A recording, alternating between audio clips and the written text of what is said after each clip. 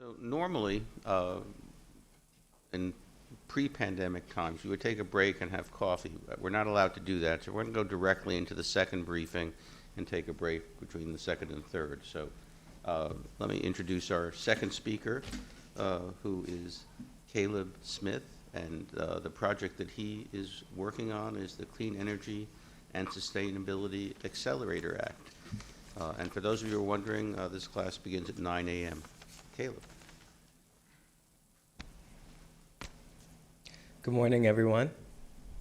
I'd like to start by thanking our faculty advisor, Dr. Stephen Cohen, my task output team, Yaritza Anguiano and Alexa Lorillard, and the rest of my team for all of their work so far in this semester. So I'd like to start with a brief overview of the presentation.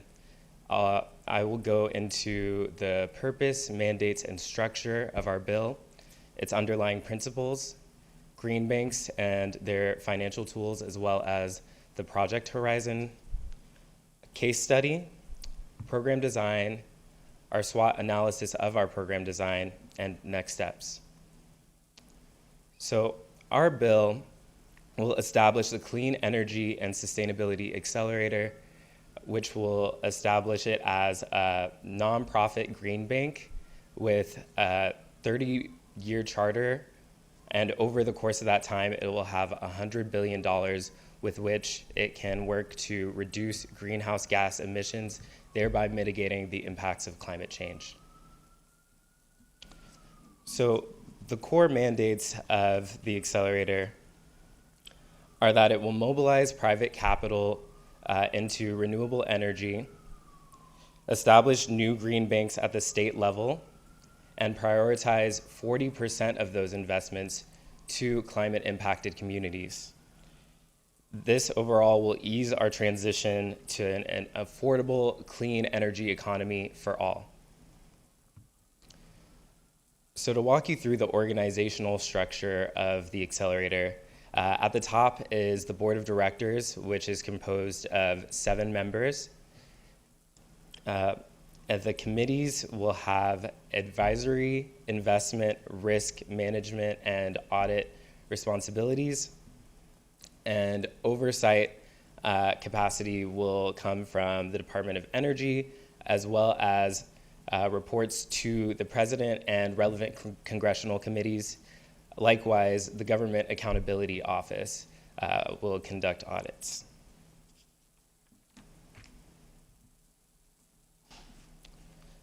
So at its core, the equitable treatment of community, workers, and ecosystems is the priority of the accelerator.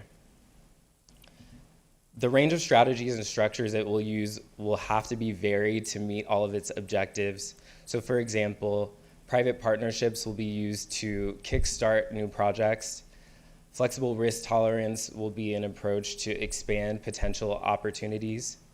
Capital recycling will make a resourceful use of existing public assets, and national guidelines will be crucial to making sure there's a unified baseline for all environmental justice projects. So just to walk everyone through the financial tools of the green banks, many of these tools are in place with regular banks as well.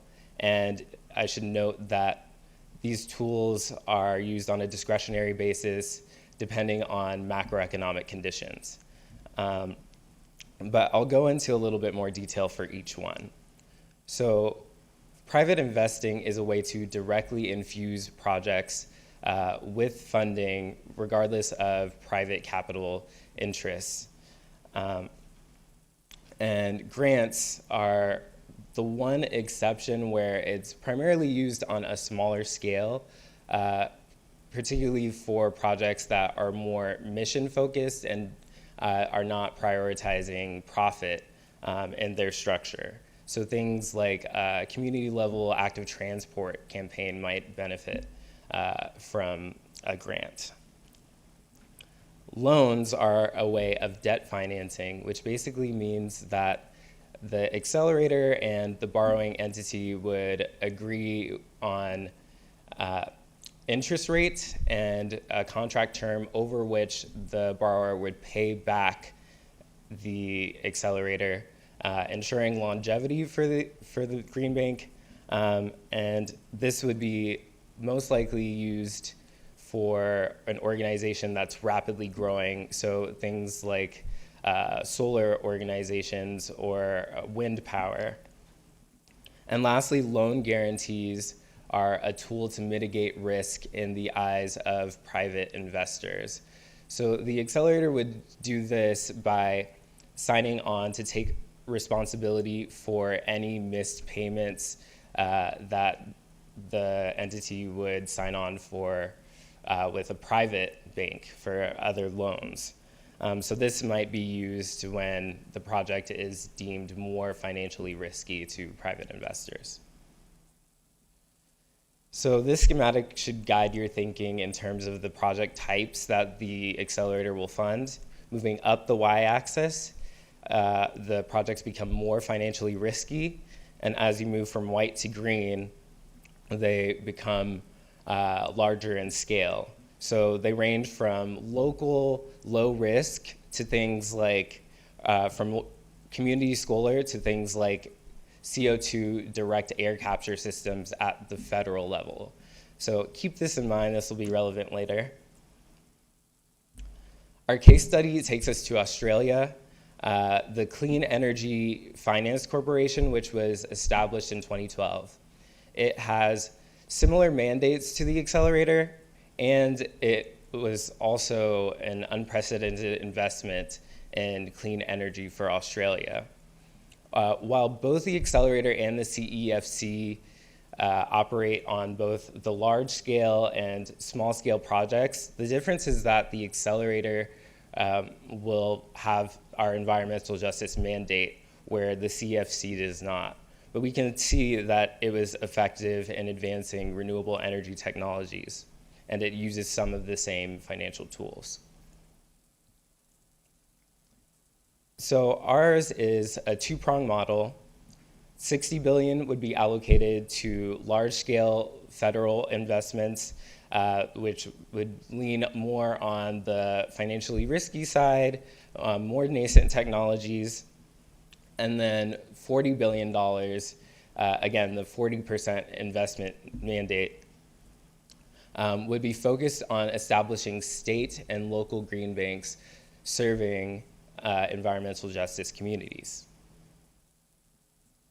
So this is our analysis of our program design. It allows for a high degree of flexibility in those larger scale projects, and for the community level projects, it allows for community stakeholders to have a higher degree of engagement and stake in their projects. Weaknesses are that we would have extremely limited capacity to invest in the middle scale market.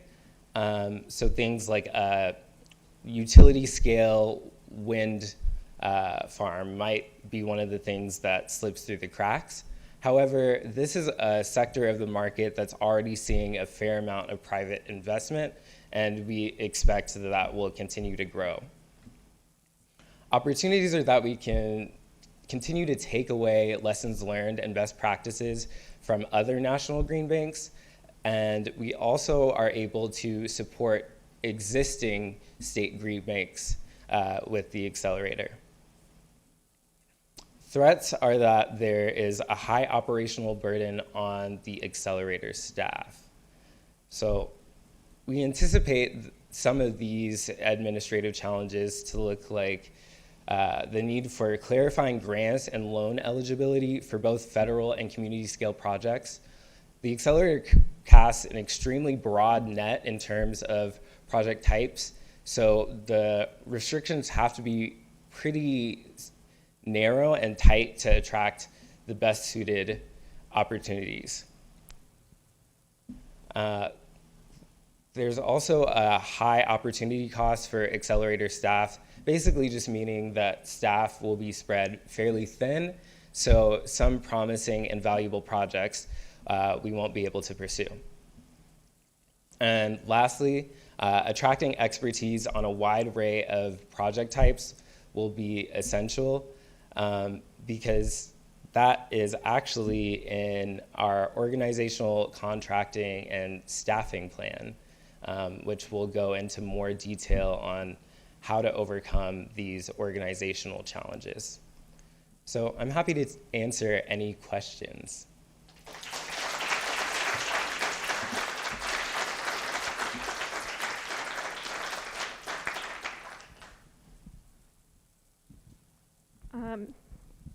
Thank you for the great presentation. I had a question about how this bill differs from the green banks that are currently proposed in the $3.5 trillion budget bill that's winding its way through Congress right now. Thank you. I'm not as familiar with the details of the other green banks, but I don't know if anyone else wants to add to this, but from my understanding, I would think that it would be the scale and that specific 40% carve out for environmental justice communities. Would anyone else from my team want to chime in on that, or would you agree? All right.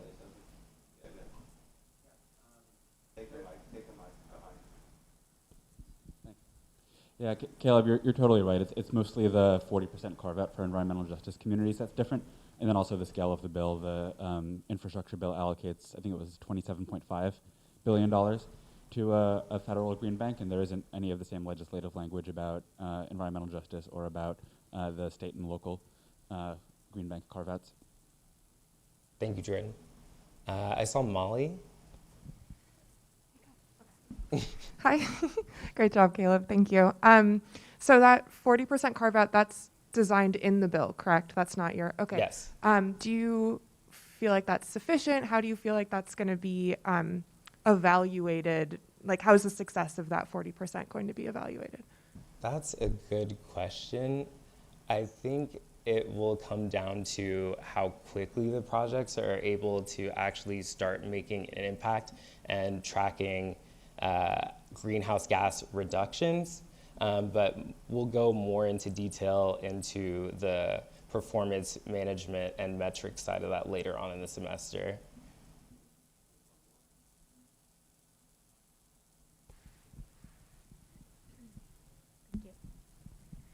Thank you for your presentation.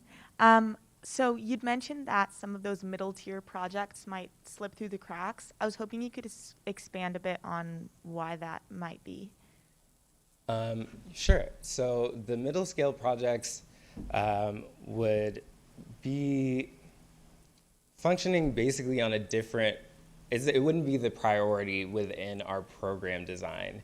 So while they might still be something that we could consider, that wouldn't be the focus of the kinds of projects that we'd be looking for.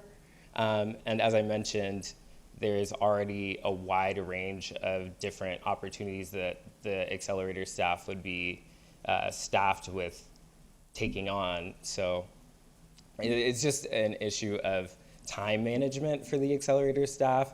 If they broaden their scope to, if it was a three-prong model and we just don't miss anything, there would actually be much more dysfunction on every level, I think. So, yeah.